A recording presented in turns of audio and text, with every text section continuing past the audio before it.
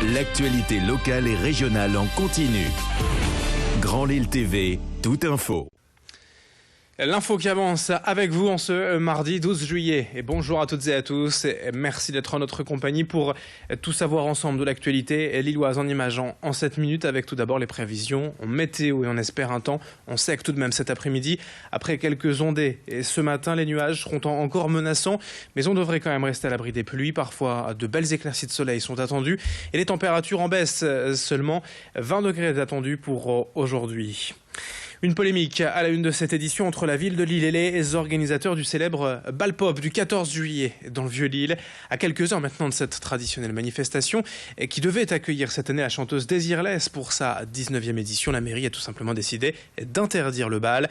Sont invoqués notamment par la ville des consommations excessives de produits stupéfiants et d'alcool, du matériel municipal endommagé et un dépassement de l'horaire autorisé, ce qui a d'ailleurs fait l'objet l'an dernier d'une verbalisation par la police municipale. Une décision que ne comprend pas l'organisatrice du bal, Gwendoline Aliment. Pour elle, 27 agents de sécurité sont prévus. Il n'y a jamais eu de débordement et la raison est ailleurs, d'après elle, plutôt subjective. Nous l'avons joint au téléphone. C'est vraiment un événement populaire. Donc, il n'y a jamais eu aucun problème, ni bagarre, ni souci de sécurité. On y travaille d'ailleurs très, très ardument sur ce point-là. Il y avait des élus de la ville de Lille l'année dernière présents sur le lieu, puisque j'avais fait un VIP pour eux, qui peuvent témoigner de la bonne marche de l'événement. Simplement, j'ai eu une altercation l'année dernière avec un des responsables des ateliers municipaux, ce qui m'a valu, je pense, beaucoup de remontrances et cette interdiction cette année. Et là, je suis désemparée. Info également ce mardi et en image, c'est le démontage de la fan zone à Lille après un mois de compétition et plus de 430 000 personnes accueillies, soit une bonne moyenne quotidienne de 19 500.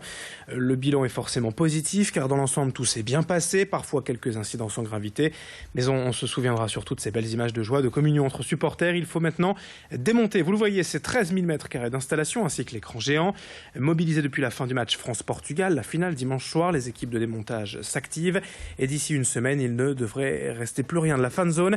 Écoutez les explications de Danny Wadbled, vice-président chargé des sports à la MEL, ce matin au micro d'Alison Pelotier de Marine Kijek. Non, il n'y a pas eu de danger réel. Il y a eu des informations qui sont peut-être remontées dont je n'ai pas la connaissance, peut-être des informations au niveau du préfet, mais aucun moment il y a eu des codes d'alerte. Peut-être sur les matchs d'équipe de France, quand on a vu arriver beaucoup de gens, plus de gens que prévu, parce que la fan zone était quantifiée à 25 000. On arrêtait en général à 23 000 personnes. Et il y avait des gens qui étaient dehors. On pouvait avoir des soucis de gens qui auraient voulu rentrer à ce moment-là par pression. Et ça s'est bien passé. Les seuls codes d'alerte, c'était le fait que cette fan zone, à la limite, sur quelques matchs, paraissait trop petite. Donc il fallait empêcher les gens de venir en plus. Et c'était peut-être des moments de tension qu'on avait par les gens qui voulaient rentrer. Mais en dehors de ça, on n'a pas eu d'informations, à ma connaissance, dangereuses. D'un point de vue économique, sachez que l'organisation de la compétition à Lille a coûté près de 5 millions d'euros, dont 2 millions pour la location du stade, payée par l'UEFA. Mais selon le Centre national du sport, les retombées économiques pour la métropole lilloise et ses alentours seraient estimées à plus de 150 millions d'euros.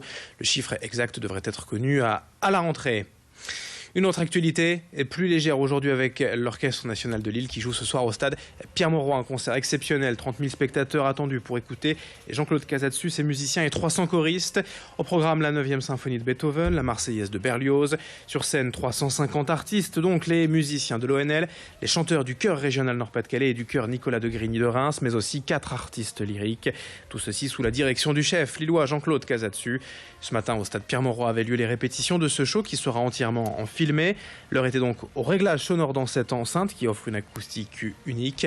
Fini le football et l'euro, place à la musique et l'ONL, images et interviews réalisées par Idil Gunaï. Il y a l'Orchestre national de Lille qui est effectivement au cœur du projet, Jean-Claude Casatsu évidemment, et un chœur qui est constitué de 2 chœurs en fait. Une partie du chœur est constituée de choristes du chœur régional Nord-Pas-de-Calais, Hauts-de-France maintenant, et l'autre partie vient de Reims, c'est le chœur de Nicolas de Grigny qui vient de Reims. Il y a aussi 4 solistes effectivement, donc soprane, mezzo, ténor et basse, qui ont un rôle particulièrement important dans la 9e symphonie de Beethoven, mais également pour le ténor dans la Marseillaise, puisque la 9e symphonie de Beethoven est précédée de la Marseillaise dans une version particulière, orchestrée, arrangée par Berlioz, qui a donné plus d'ampleur, plus de caractère symphonique à cette Marseillaise. Sachez que Grand Lille TV s'associe à l'événement puisque ce concert sera rediffusé sur notre antenne dans quelques jours, le week-end du 23 et 24 juillet.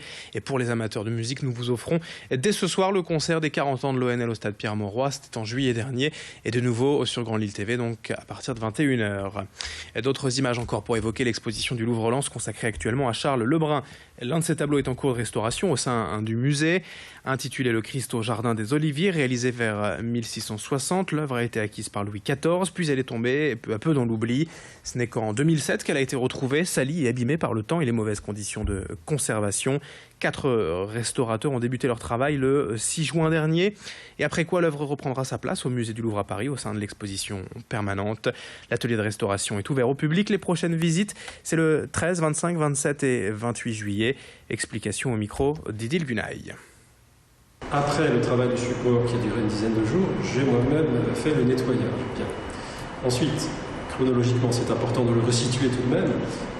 Le châssis est revenu avec mes collègues de support qui ont tendu la toile sur son châssis la semaine dernière. Ce que vous avez ici, la toile étant mise à plat, ce sont des enduits de comblement, parce que cette peinture présentait des lacunes et des pertes de matière picturale et de préparation, ce amenant à laisser la toile visible. Dans un premier temps, et ce temps-là il est fort, c'est un temps très fondamental de la restauration, il s'agit de venir à fleur, remettre à niveau la surface, de manière à ensuite pouvoir commencer ce qu'on appelle la réintégration picturale. Et c'est la fin de ce journal. Dans un instant, à suivre la météo et l'infotrafic sur Grand Lille TV.